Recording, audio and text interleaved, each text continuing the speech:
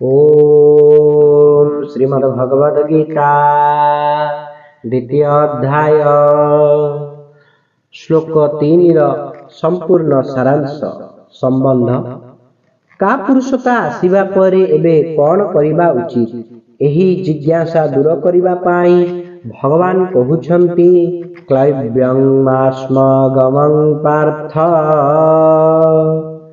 नैत्यत्वज्युपपद्यते क्षुद्रं हृदय दौर्बल्यं त्यक्तोत्तिष्ठ परन्तप। हे पृथानंद अर्जुन, नपुंसकता प्राप्त हुआ नहीं, कारण तुम पक्षरे एहा उचित नुहे। हे परंतप, हृदयर एही तुच्छ दुर्बलता त्याग करी युद्ध पाई ठिया हुआ।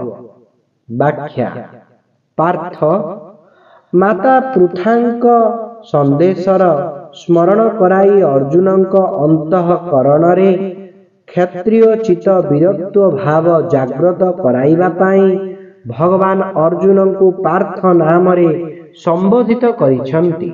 तात्पर्य हेउची निजर का पुरुषता जोगु मांकर आज्ञा उल्लंघन करिबा तुम पक्षे उचित नुहे।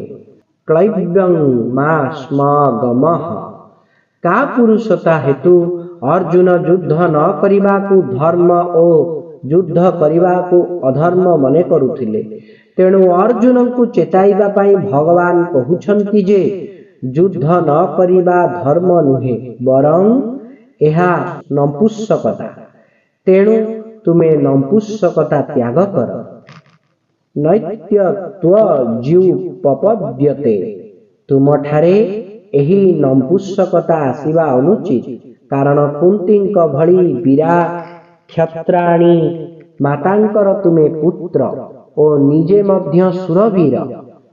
जन्म दृष्टिरु ओ प्रकृति दृष्टिरु मध्य तुमठारे एही नपुंसकता शोभा पाएना।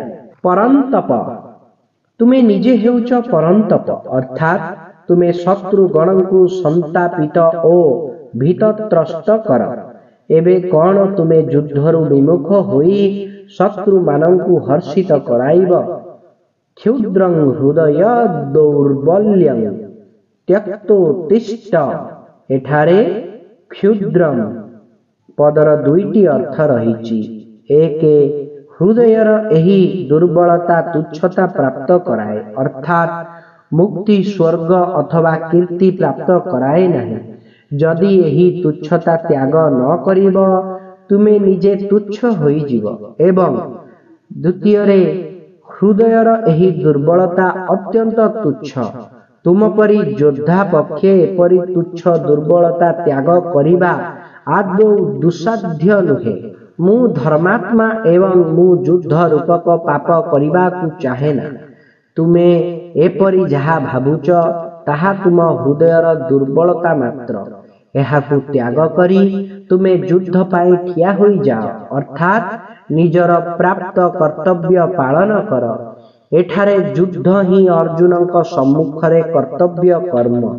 तेणु भगवान कहुछंती उठ ठिया होई जाओ एवं युद्ध रूपक कर्तव्य पालन कर।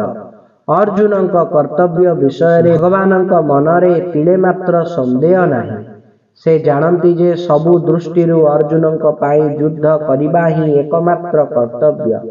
सेथिपाई से अजथा युक्ति को ग्रहण न करी तांकु निज कर्तव्य पालन पाई अविलंबे आज्ञा देउछंती जे पूर्ण प्रस्तुति सह युद्ध पाई छिड़ा होई जाओ।